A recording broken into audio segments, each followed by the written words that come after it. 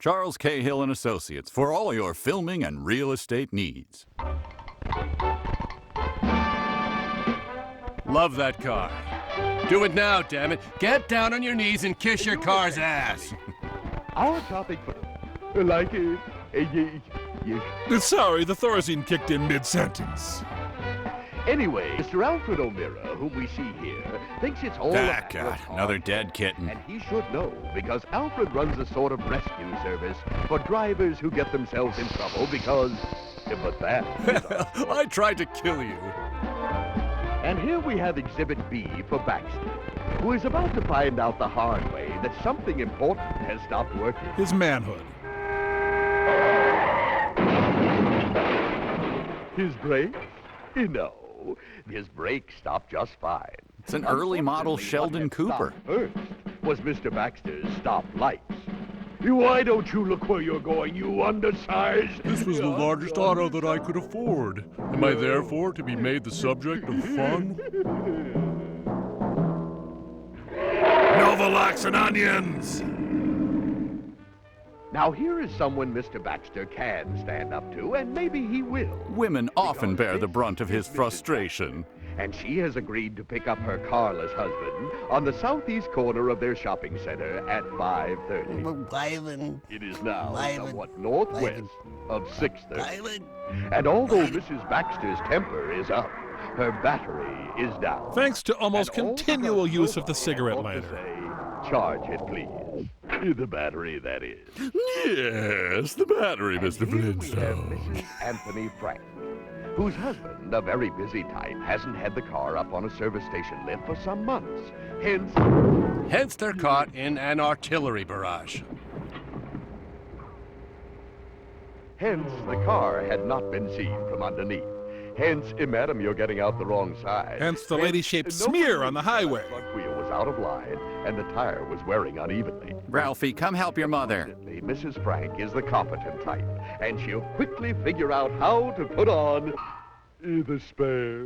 No, aren't you the spareless one, Mr. Only a Flintstone? few miles bracing walk down the highway, and you'll have at least 15 minutes before the rain. No, but I do love And suffering. now the problem-prone Paul Poppins. If Mrs. Poppins has told Paul once he ought to get his brake fluid checked, she has told him 1,000 times. Yo! If she talks about brake fluid that much, he probably prays for death anyway. And you know what? Those signs are all over Michelle Bachman's district. Next we have Mr. A.H. Capella, to whom Alfred has mentioned the possibility that those foul plugs, which probably account for his rough idling, might someday stall Mr. Capella at a most inconvenient location. I regret voting for Adlai Stevenson!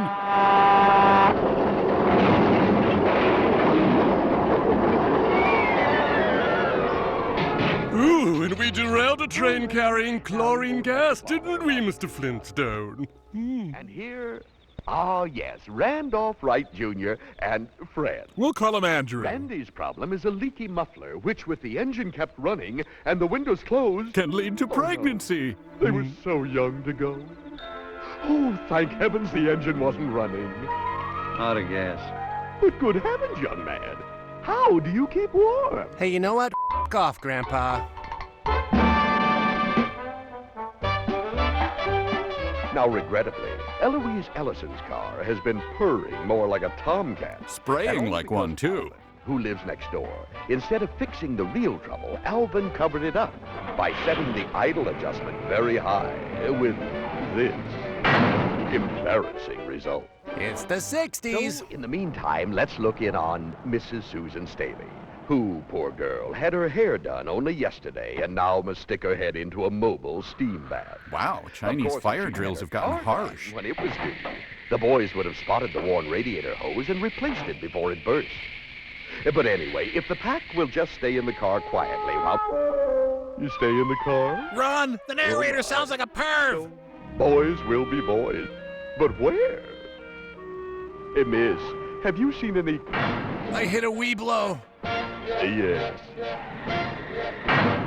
Oh, so much blood.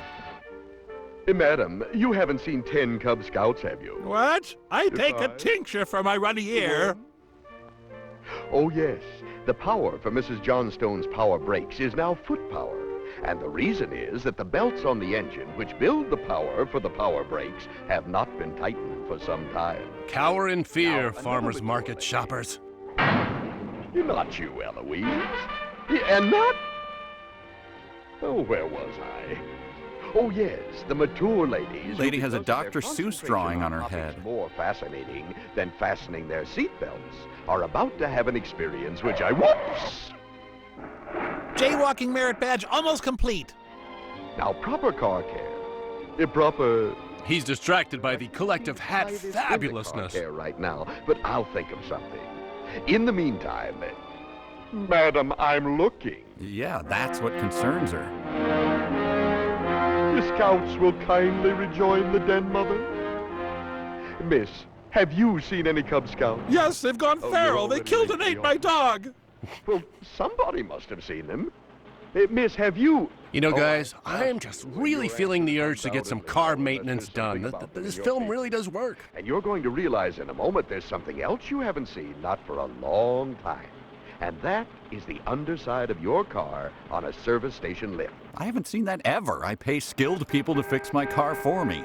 Because then the men would have caught your plugged fuel line filter and cleaned it out, thus persuading your car to purr like a kitten instead of bucking like a bronc. I think this guy knows a little too much about plugged fuel lines.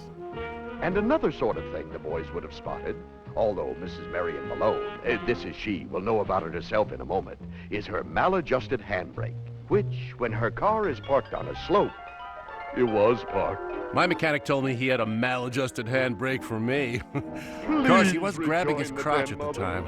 Come, where's the car? This is ridiculous. Oh, Don't there let it Keith is. Moon drive. Thank goodness everything's all right. It's needed a good wash for weeks. But here, a car that doesn't need a wash is going to get one, in transit, so to speak. And our friend Mrs. Dunn may have to handle quite a situation. Terrorists have kidnapped her elderly parents. But let's not judge Mr. Dunn too harshly, because he stands to save as much as 15 cents a month. If he The can hell get did those Tom warm Sawyer windshield whitewash wipers of their a season. windshield? And you, Mrs. Ippolito, you just tell that garage man... Oh, it's your husband you're calling. What's he wearing? He ought to take as good care of your car as he does his own. It may be better, because trouble is tougher on a wife and the children. Thus begins Cormac McCarthy's The Road. The scouts will kindly rejoin the den, Mother. Oh, about tying these good ladies into Chauffeur our car. here. These broads are filthy. If they've banged half the pool boys they claim to have, oh boy, really wish you could hear instead of the ooh guy you're stuck with. It's good to give every car a lift often enough, so the men have a chance to stop troubles before they happen. And say the phrase lube job with a straight Kids will be face. safer, and it's sure the way to drive your car and love it. Yeah, just give me a bag of pine tree air fresheners to huff behind the garage. The end? Okay, well, why not? I think we've wrapped up all the loose ends. Oh, did somebody say loose ends? Get out of here, you creep. Oh, yeah, that's the new car scent Papa likes. Huffing air fresheners? I don't mind if I do. Oh, yes. Oh, yes. Guys, it's over. Riff Tracks. Some movies have it coming. Riff Tracks, copyright by Riff Tracks and Legend Films. All rights reserved. Unauthorized use or duplication is prohibited.